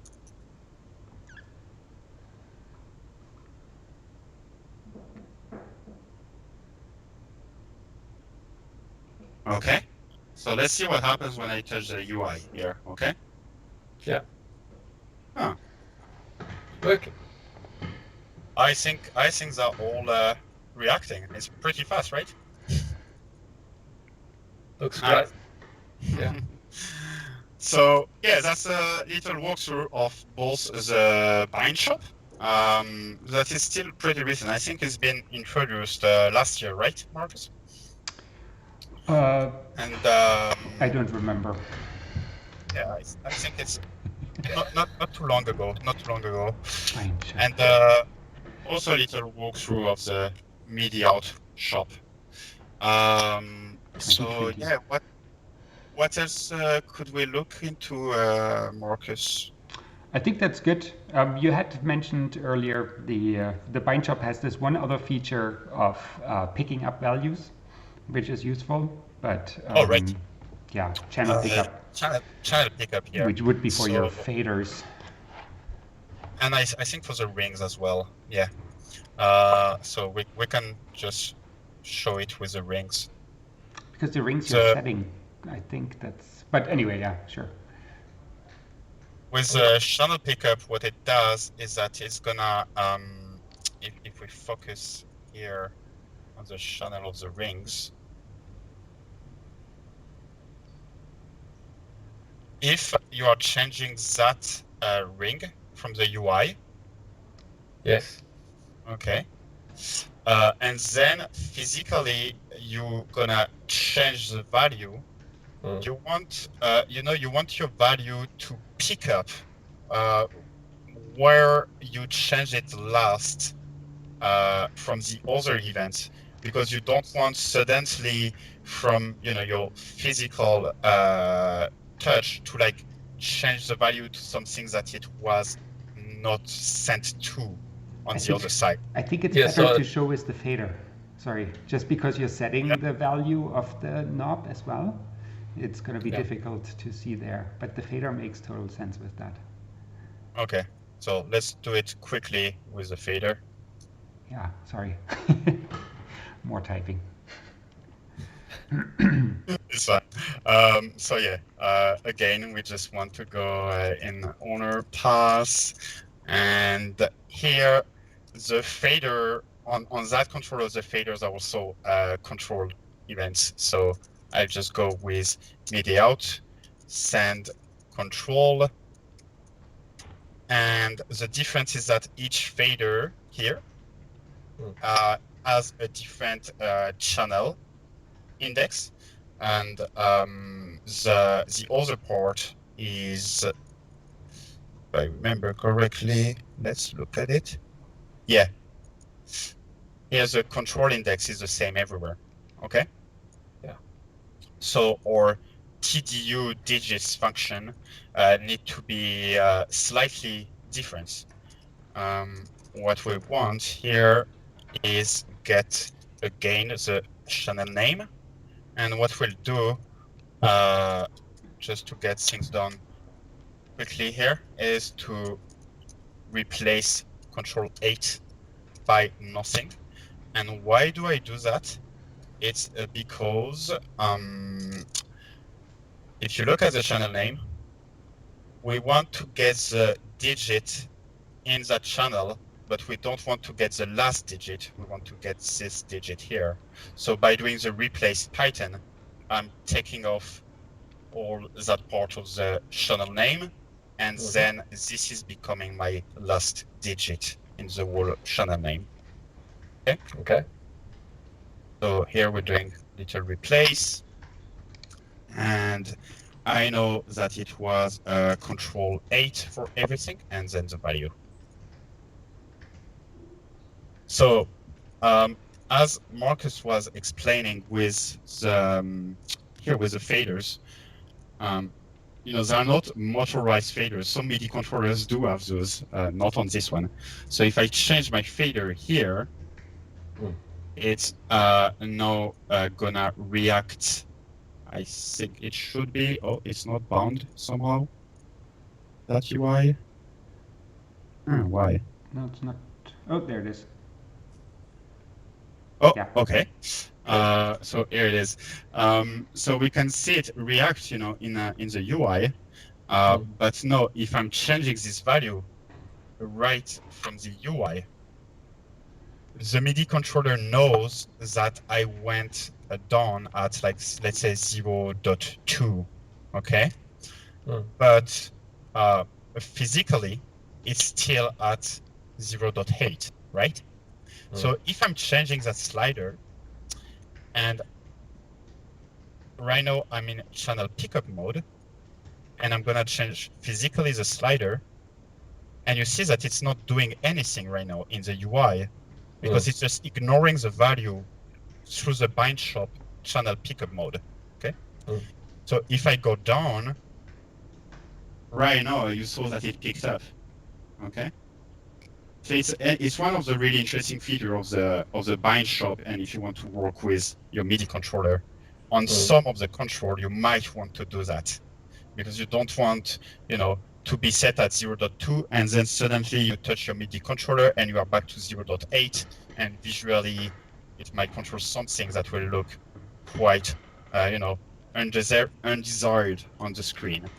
So can we do something like put a filter chop in there as a halfway measure? So if it's at 0.8 and you're on 0.2 with your fader, when you move it, it moves to the other. You don't have to pick up. It moves to it, but over a specified period of time. Oh, we could probably try that. Yeah. It would be a general filter, though. It would always filter. Yeah. So that might be undesirable as well. Yeah. Yeah, because you can see that it filters. Yeah. Depends on what you want to do. So everything would become laggy. Yeah. Yeah. Okay. Yeah. Because if you'd like to preserve the FX, we'd have to change a bit the network here. You couldn't bind right away, I believe, to the faders. It might be easier. Yeah. Yeah. No problem. Yeah. There is a few ways to do it, but it might not work for everything, I think. Yeah. Okay. All right. Any question? No, that all seems clear. Thank you. So now you can use your UI and MIDI controller to control your gates here and everything. Beautiful. Thank you, Michelle. You're welcome. Pleasure. Yeah. All right. Marcus? Michelle, maybe you could adjust your camera so we can see your face. Yes, I'll come back. Please, thank you. That's better. I'll do a really quick. We just had a couple more things that because you had a few more questions that were directed at how to optimize, for example, the background segmentation that you currently have, or getting out the background here. The one thing that we saw is you're basically activating the you're activating the cache top with LFO, which totally works. But you can also just set the cache size, like leave it active, set the cache size to 2, and get the previous frame by setting the output index to -1. So you always get a frame, the previous frame basically, not the current frame, but the previous frame. And you can increase the, if you increase the cache size to 10, you got to be a little bit careful how big to make the cache size. It's also a good idea to limit it to how many frames you want to grab in or go into that, just because also your memory increases with it. So currently this top takes 80 megabytes itself of your GPU, but if you only need to or 3, it goes down quite quickly. You can save quite of view data memory there. Right. Okay. And so this is something you can do easily. Just you were totally on the right track. This is completely the correct way to do it. To get the contour that changes with the difference that you have set up. It's actually interesting because you have a text in there. I saw keep dancing or you'll disappear, or keep moving or you will disappear, which makes it a nice thing actually. You have to do something.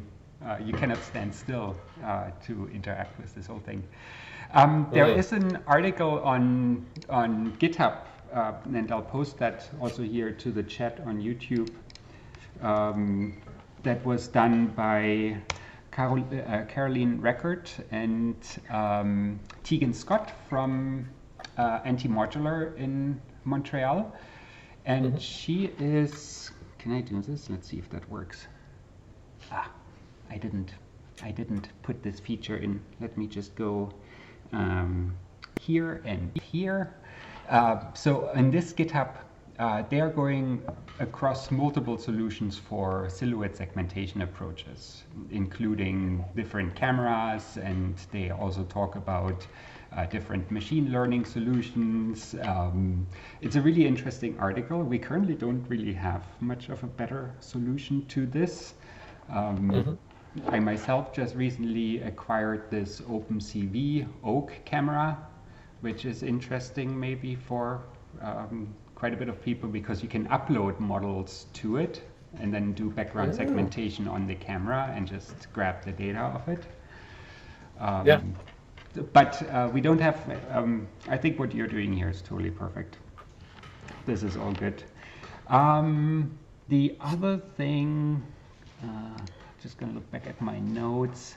Oh, right, another thing we added, so you're cropping the input. You were screen cropping from, oh, you can see my, the rest of the screen, funny. Let's grab this. You're cropping this from a browser window, right? Yes. Initially. Yes. You could try using the web render top for this one now as well, because it does have a stream feature.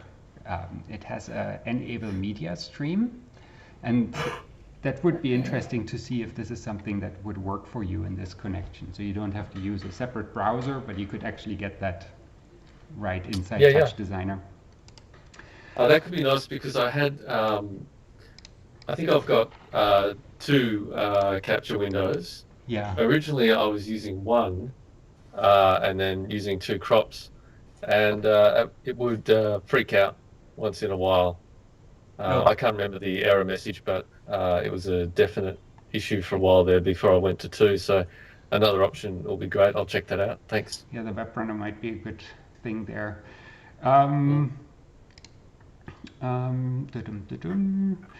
Then, yeah, the other thing, I mean, this is funny because, or it's kind of a stupid joke, but I'll say it anyway. In TouchDesigner, you can reduce, reuse, and recycle. If you take things like this, where you, for example, you flip the image for the general processing here, but also going out into the UI. A good idea is always just to use data, like do your operation on data for as soon as possible before you distribute it, if it's necessary for multiple data streams. Similar, I mean, this is literally just cleanup. Everything here works totally fine. I see you're resizing quite often for outputs and inputs. Yeah. You could put this into one place, make it once a resize, and then transport it here. Like here you have it to 1920 by 1080, and in image processing, you're resizing right when you're coming in to the same. Yep. So that's basically not necessary in that sense, because it's already resized. Similarly, in the UI building, you can optimize a little bit by, for example, not resizing at all. Like you don't need to resize your texture to display that in the geometry, in the container, but use the top fill option on the container to say, okay, should it stretch onto it, or should it fill best, or if you don't want the edges, you can do fill width or something like that. And all of this, when you do this, you always save a little bit of memory, mostly memory, a little of GPU processing power. Here you save 0.1, but another ½ megabyte by removing this and doing the resizing on the container itself. So it's this tiny things. You also asked but they all add up.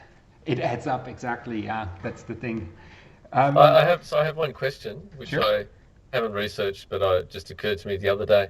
It's when you just throw up a top, it's generally coming out at 1280 by 720. Is there a parameter in Touch where I can get things to come in, so I'm not resizing straight away? I want them to come in at 1920 by 1080. That's a great RP. I looked in preferences, but I couldn't see anything directly. Yeah, there's nothing. They always come in at a lower resolution. Yeah, for most of them. That's correct. Yeah, that would be a nice RP actually, because that is a lot of typing everybody does every time. It's true. One thing that I wanted to, you asked directly for other effects, for example, like what else could you do in the file? And I wanted to point you to a component that David Brown posted on his, he also has a really nice tutorial on it on YouTube, which I'll post into the forum, into the comments here as well. He basically explains all of the how to create compute particles and how to use it in a way that you were basically kind of asking for, right? They're emitted on the silhouette of the person. And he has a link to his GitHub where you can download that code. And something is running on my computer right now. That's back to 30, that's 60, great. I think YouTube, sorry, 1 second. Okay, here we go. And I just plugged in this component into your video stream. And straight away, there's probably tons of parameters inside to adjust and to play around with. But I think this is something you were asking for. Cool. That's super cool. Available online, including the whole tutorial how to actually build it. It's a great, really interesting, really interesting contribution by David Brown. Is that in community as well, Marcus? Or oh, that's a good question. I'm looking and I'm not seeing it. Yeah, I'm not sure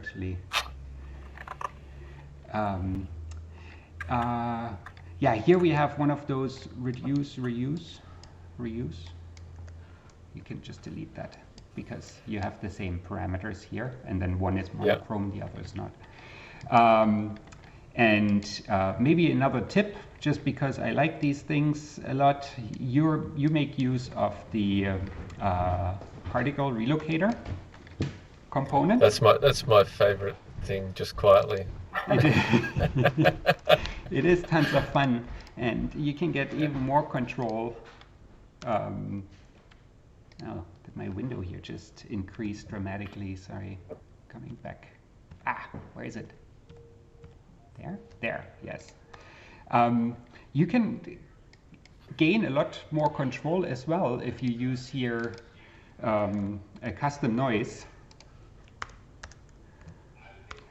Make sure you make it a 32-bit noise, 32-bit float, and colored, because now you basically gain control actually over the whole effect from the outside in a great way. Like you have the amplitude of the noise, you can control the noise by animating it, so you have control now over the speed of the changes.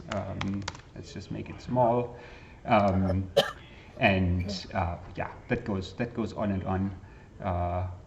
What you can do here, just with noise, with basic noise, changing the periods, etc. There's also a workshop that we did in Japan and at MUTEC where we have one whole session. It's just feedback effects, and the pixel relocator is part of that, because as you do, you have a feedback back there, which is nice. It gets you can get really fluidity effects when you start feedbacking the output. After your feedback here, take that and use it as an input with a feedback loop, and then everything starts suddenly to become a liquid canvas that you still have some control over. It's fun to play with.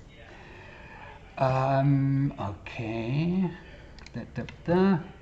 Was there something else? Oh yeah, sure. One more, and then I'll stop because we're already at 6 p.m.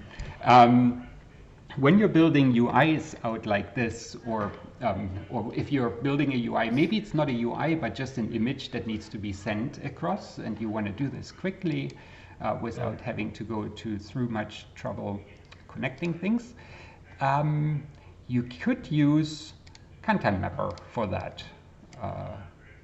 And build yourself a little, just do this here, 1920, 1080, and add a rectangle. I cheated, I already looked a little bit how this all looks like, and you have a scale here, so we can make it 1080 by 1080, which was kind of what you were sending out. So yeah, I have a base canvas here, and now I can create another element here, which would be my the main output here, like this texture. Put this here quickly, and create more of those elements that you have, like the text. Text we can put there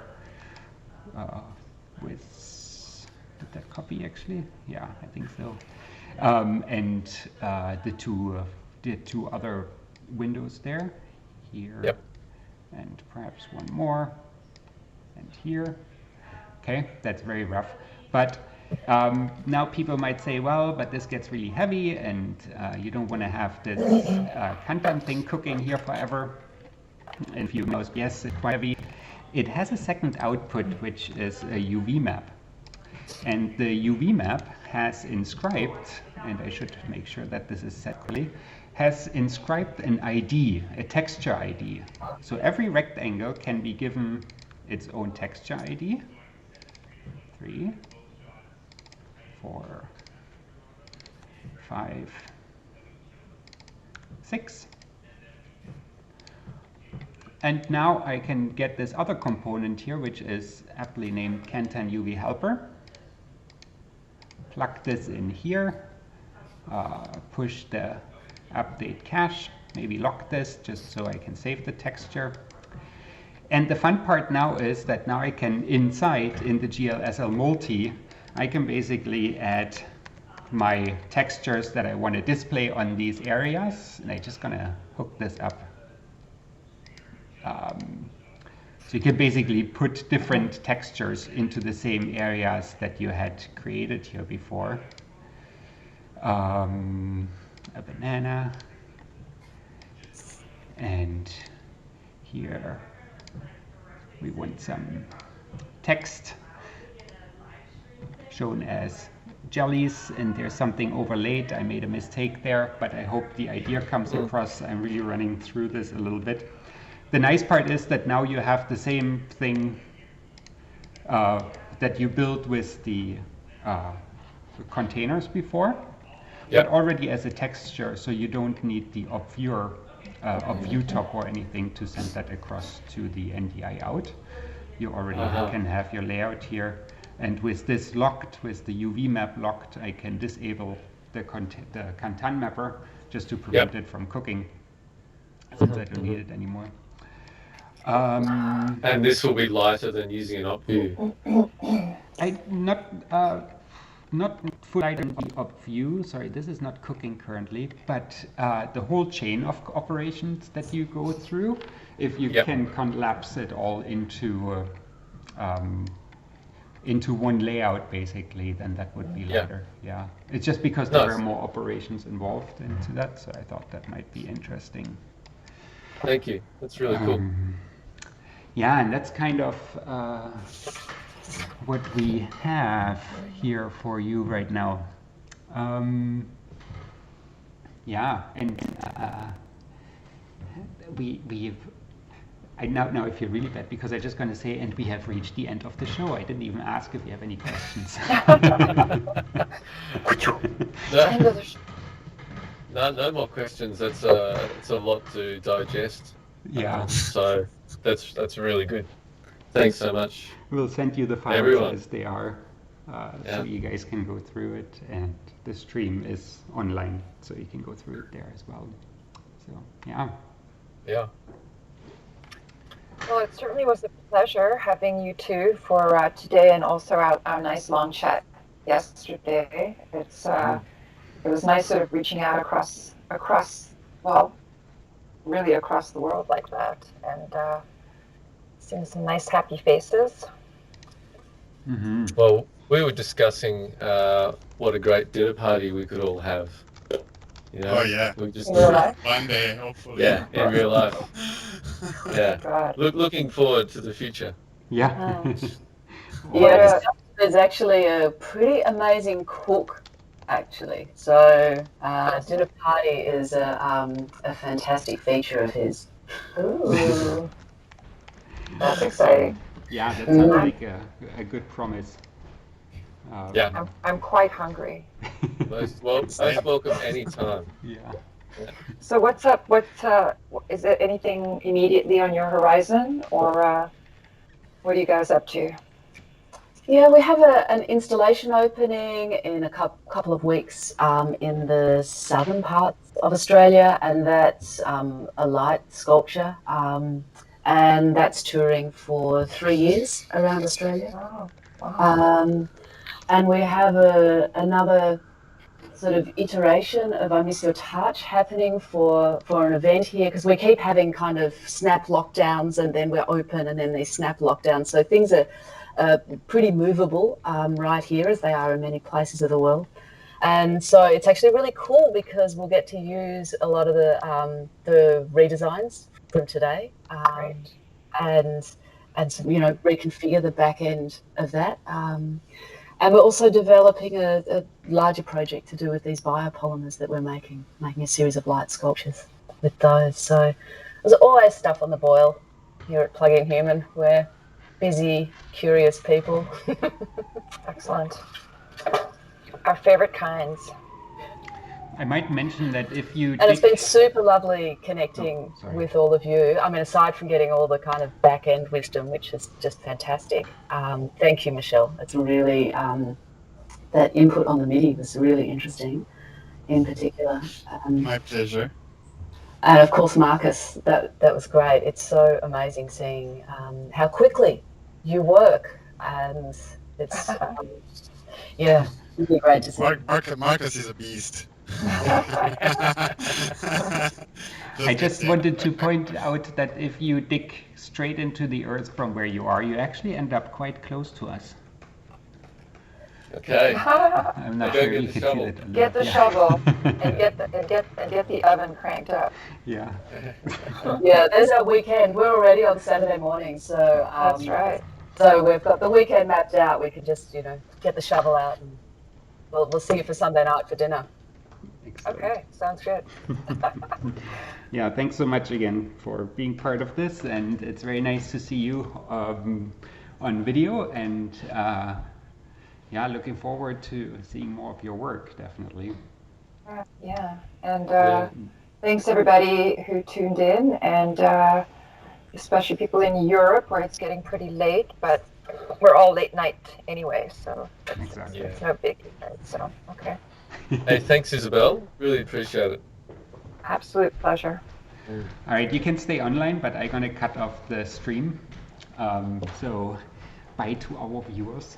Bye, everybody. And, Happy weekend. See you next Au revoir. month. See you next month. All right.